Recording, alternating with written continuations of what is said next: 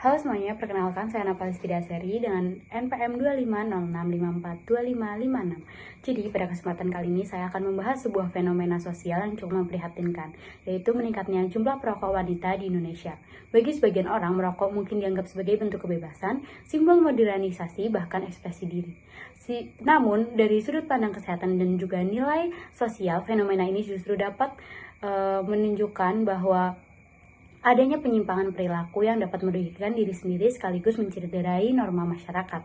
Melalui video ini, saya akan mengajak kita semua untuk melihat kenapa tren ini tidak seharusnya dinormalisasi dan bagaimana perilaku tersebut bisa dikategorikan sebagai bentuk penyimpangan atau deviansi. Menurut teori perilaku sehat dan sakit, merokok jelas masuk ke dalam kategori perilaku tidak sehat karena bertentangan dengan prinsip health promotion dan disease prevention.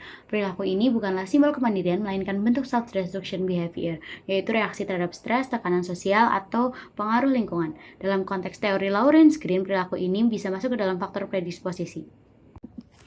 Dalam sosiologi, sebenarnya perilaku wanita yang merokok masih dianggap sebagai deviance, yaitu pelanggaran terhadap norma sosial dan budaya yang berlaku di masyarakat Indonesia. Menurut Emile Durkheim, penyimpangan memang selalu ada dalam masyarakat, tetapi fungsi deviance bukan untuk ditiru, melainkan untuk memperjelas batasan-batasan moral. Di mana ketika wanita merokok mulai dianggap biasa, kita sebenarnya sedang menghapus batasan antara perilaku sehat dan perilaku beresiko. Yang seharusnya kita lakukan untuk menghadapi isu sosial ini adalah dengan memperjelas batasan melalui penghindaran perilaku merokok itu sendiri. Sedangkan menurut labeling teori dari Becker, beberapa pihak mencoba menghapus labeling negatif dari perilaku merokok dengan dalih kesetaraan gender. Padahal kesetaraan tidak berarti meniru kebiasaan buruk, tetapi tentang kesadaran sejati adalah mampu memilih yang baik untuk diri sendiri dan lingkungan.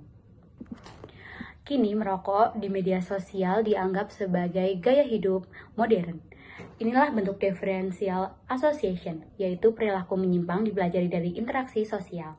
Jadi, semakin sering seseorang melihat perilaku merokok dianggap keren, maka semakin besar kemungkinan dia akan meniru perilaku tersebut. Sayangnya, tren ini menormalisasikan bahaya, bukan menghapusnya. Akibatnya, generasi muda, terutama perempuan, beresiko terjebak dalam perilaku yang tidak sehat ini, yang mengancam masa depan reproduksi dan juga kualitas hidup mereka. Kita sebagai wanita Indonesia harus berani menolak narasi yang menipu, karena merokok bukan tanda modernisasi, tapi tanda bahwa nilai kesehatan dan juga moral mulai bergeser. Sebagai perempuan yang cerdas dan berdaya, kita selalu punya pilihan untuk tidak mengikuti perilaku menyimpang yang merusak tubuh. Karena kebebasan sejati bukanlah berarti bebas melakukan apa saja, tetapi bebas dari hal-hal yang membahayakan diri sendiri. Mari kita tegaskan kembali nilai hidup sehat, karena perempuan yang kuat bukan perempuan yang berasap, tetapi perempuan yang berprinsip.